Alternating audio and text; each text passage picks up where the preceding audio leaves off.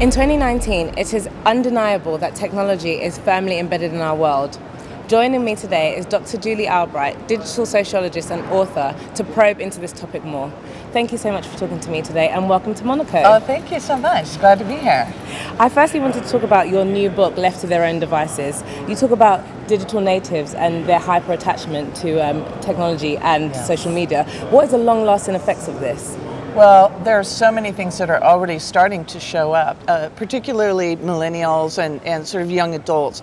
Their lives are orbiting around digital connectivity more and more, and their values and behaviors are changing as a result. One of those, for example, is being more driven by externality, likes and shares and things like that. So sometimes they're doing sort of crazy things.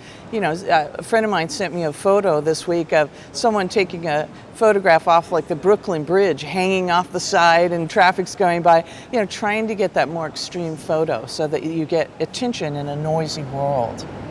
And do you feel like this need for attention is damaging to this millennial generation? Yeah, it can be. And another thing that's really happening that's sort of interesting is digital technologies are presenting so many choices now for how to live, where to live, things like that, including all the new dating apps like Tinder and Bumble and such, that there are so many choices that no one is choosing. It's sort of a paradox of choice where half, for example, in America, half of people are single now. I mean, it's really unbelievable. So you would think that with all the choices, you could find just that perfect person for you. But consumer research shows us that the more choices you have, the less likely you are to choose anything. And that's exactly what's happening. So these are some of the unintended consequences of technology that are showing up now that it's kind of surprising. And what is some of the alarming trends that you've noticed? I know you've spoken about Bumble and, you know, being single, even though there's so many options, but what is like one of the key alarming trends that you've seen in terms of technology and millennials? Yeah, well, if you look at long-term sociological studies, what they show is that people that are more firmly woven into the social fabric, like for example in a committed married relationship or in a church or things like that, they're more stable mentally and physically more healthy than those that are single. And that's the overall trend. So the more people that are unhooking from all of these things, which I call coming untethered, they're unhooking from church, they're unhooking from owning a home in a neighborhood, they're unhooking from marriage and things like that, well, then we see the highest rates, for example, in 30 years of things like anxiety and depression as a result. So people just don't realize that there are unintended consequences of coming untethered where they're coming mentally and physically unmoored. And what would you say to those who think that employees use social media obviously to track who you are and before you even get a job? Right. And imagine if you want to get off the grid and not have social media at all. People are worried that they might not get a job. What do you think about that? Right. Well, I think that a lot of young folks document everything in their lives now. That's part of it. Pick or if it didn't happen kind of thing. So the idea is that employers are now looking to social media to kind of get a finger on the pulse of what the person's all about. And in college, you know, kids are partying and they're drinking and they're doing all these things and documenting it all. And I've had students lose internships, not even a full job, because of what was seen on social media. So I think that a lot of young people are sort of following the trend, documenting everything to be in with their friends, but they're not understanding that there's long-term implications of documenting that party where you were passed out on the floor sort of thing. So this idea that, you know, if your past follows you now because it's online, that can be a problem for young people seeking a new job.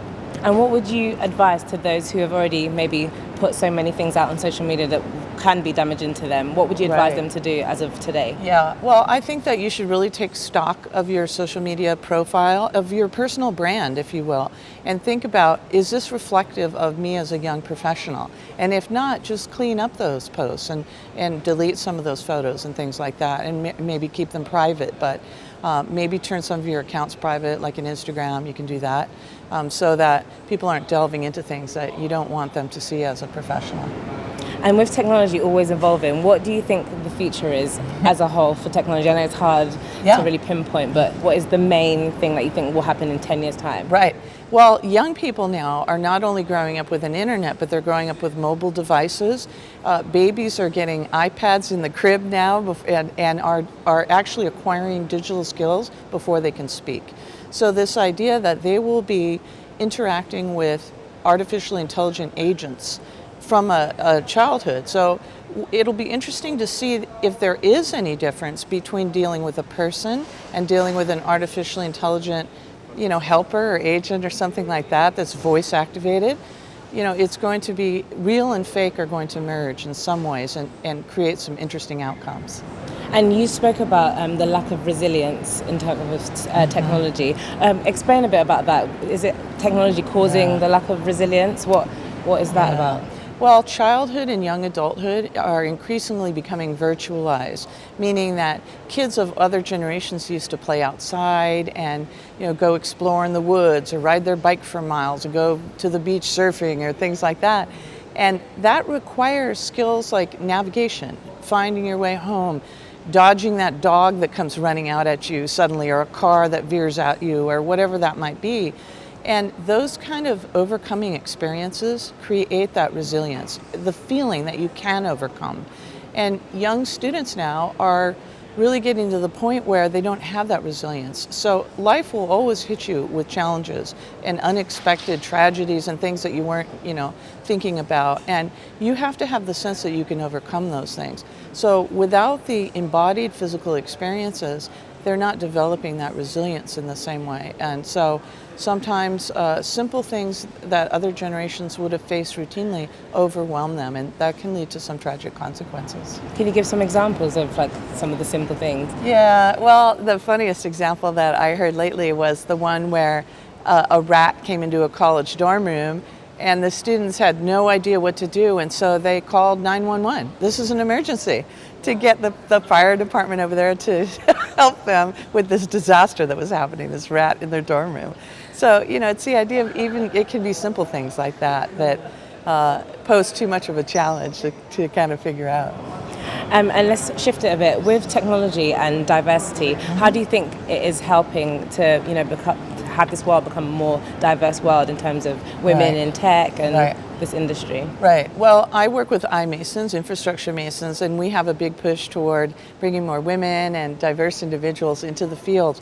They're already showing some problems with AI, for example, where they're training it on how to recognize a resume for a person that might be a good fit for a job. And all the resumes of the people in the jobs, for example, are older white males. So they say, oh, this older white male is the perfect person. So the idea is that, for example, engineering works through analogy. And to have more diverse people, women, minorities there, creating the engineering, and you can see blind spots, and you can create new sorts of novel solutions by having more diverse experience. And I think that strengthens any company. And I know the numbers show that it increases the bottom line. So diversity is good for business.